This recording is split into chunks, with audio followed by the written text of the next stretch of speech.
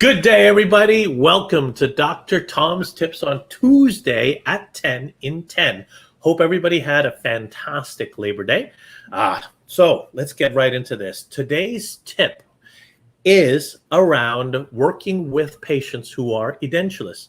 So we've heard, or Dr. Hirsch, I've heard from people, if a patient doesn't have teeth, then you can't use the Isolite, right? So what are your thoughts on what tips can you give people with regard to Isolite and edentulous patients? Good morning, Rolando. Happy Labor Day weekend to everybody. We're back to the rest of the week. Isolite and edentulous patients. I've got just two things to say about that. No teeth, no Isolite. I'm late for a golf game. Goodbye. Wait, what? wait, come on. Okay, come on. I thought I'd have a cow with that one. So let's get back to this right now. Anyway, the myth or the thought around this has been the fact that if you don't have any teeth, you cannot utilize an Isolite, and really nothing is further from the truth. You may not be using it in the same way that you're using it when you do have dentition. And the fact that you don't have dentition actually brings up a whole new set of circumstances that we need to deal with. First of all, if we take an Isolite, if I get this the right spot right here, if we take the Isolite right there, you can see right there, there's a ridge on this thing. Right. And the ridge right here is where the teeth go in. Well, you know, we've got about 10 millimeters of teeth on the top and about 10 millimeters of occlusal teeth on the bottom down here. So right now we're already at a reduced vertical dimension. So tip number one is when you're working on an edentulous patient, you've got to use a larger mouthpiece than what you might normally think you would use if they weren't edentulous, because you've got an extra 15 to 20 millimeters to compensate for. So now, how do we do that? We compensate. So now instead of a medium mouthpiece, I'm going to use a medium DV or a large because it has a larger bite block. Herein lies an issue though. Let's say that we have a totally edentulous patient, upper and lower. And let's say that the patient's awake and we want to place some implants and we want to be super careful. We can't really do a throat pack down there to go down the throat to protect the airway. So let's say we do want to utilize the Isolite. One of the things that I would do is the Isolite on an edentulous area will actually be best suited if you put some super fast blue mousse, it's a super tip right now, into the little bite block area right here where I'm showing. A little super fast blue mousse, then that adapts right to the ridge. And that's going to give you a great stable spot to put your Isolite both up on the upper and the lower. And tip is only do one arch at a time. Index the upper arch or the lower arch and then go back and index the other one next time around. So now you've got this thing indexed. That will give the patient a place where they can actually close and rest their jaw at the vertical dimension that you want. So that's tip number one. Now let's suppose that we don't have any blue mousse. What else could we use? We could put a cotton roll right here. We could put a couple of gauze squares right here. We could build up the vertical dimension, the vertical with anything that we want. We could use some red boxing wax or some red carding wax. There's a lot of things that you can put in there that would index the ridge. I just happen to like blue mousse because the blue mousse has a tendency to lock in to the undercuts in the Isolite right there. Let's see, you see that okay? Locks in the undercuts right there. And it will index the ridge.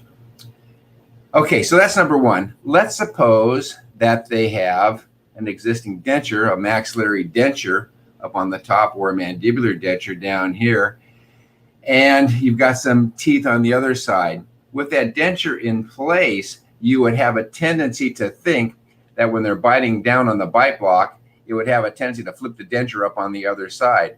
Well, the fact that this goes around the retromolar pad and the tuberosity on the opposite side will actually hold that denture into place. You following that, everybody? Bite block on one side.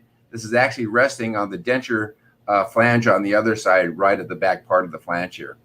And that will keep that also adjusted. Another problem, let's go tip number three then. Tip number three would be this. Let's suppose that we are doing some preparation work, doesn't matter what we're doing on the lower arch down here, and let's say we're missing a couple of second molars, they're missing the first and second molar down here. You've got a big gap down there too, and that gap you're going to need to fill in to get better suction, and so the water doesn't leak and the fluid doesn't leak. So cotton rolls, gauze squares, once again goes back to my favorite blue mousse. That's what I really like the best. Cool. So if I hear correctly, first of all, even in edentulous patients, it'll keep the mouth open, protect the throat. So that's good to know. The blue mousse, cotton rolls, and gauze squares. I didn't even realize. Yeah, if you're missing dentition, there's a big gap. So you got to be mindful of that gap when you're treating a patient, because something could actually go through there. So exactly. that blue mousse. Anything else? Any other tips with regard to utilizing Isolite and patients who are edentulous, partially edentulous, or open? No, that's pretty much it. I mean, it's an easy thing. I don't want to try and carry on longer than we should. Everybody's time is precious, but it's just an easy thing to block that out. I think the most important tip, once again, of the day is blue mousse. I just love that product. It works quite well. And awesome. So those are my tips on Tuesday. Awesome. Well, first of all, thank you so much. I appreciate that. I love the context around it. We've been getting a lot of questions about things. So when folks, those of you who are listening, there's a whole series of these out there. Please take a couple minutes to look at those. If you're running into issues, or if you have questions or want to get additional insights, tips for using it, Dr. Tom, every Tuesday at 10, send them over. More than happy to cover them. This is awesome. So this is perfect. Thank you, sir. Really appreciate it. Can I go play golf? Well, if you like this, I've got patients I've got to see today. So, we're just we have a full schedule. And just everybody, you're just doing your job, staying safe. I really want to stress the fact that your patients, especially, are really mindful of your office protocol and what's going on in the office. We do a few extra things in our office. I'll get into that in a later date. Yeah. But they're very, very mindful of what's going on in the office, the fact that you're gloved up, that you have long sleeves on, that you're in gowns, that you have your masks on, that you have your eye protection, that you have your face shields on, your masks on. They're very, very aware of that. So they're still coming in. They're still really sensitive about coming in and what's going on with all the COVID-19 stuff. So just keep up on your sterilization protocol and let the patients know that they are safe. And, one of the things that I tell my patients, I said, look, we have to be super careful in our office because we are at the highest risk of any profession anywhere of getting COVID. We're right in your faces. So we want to make sure that we not only protect you, but we're protecting ourselves. So we go over the top in our office and just reassure everybody that you're going over the top to make your office sterile and clean and to protect not only you, the patient, but the patient that's coming in after you and the patient that was just in before you. So they know that what you're doing on one patient, you're doing on everybody. Awesome. Hey, thank you so much.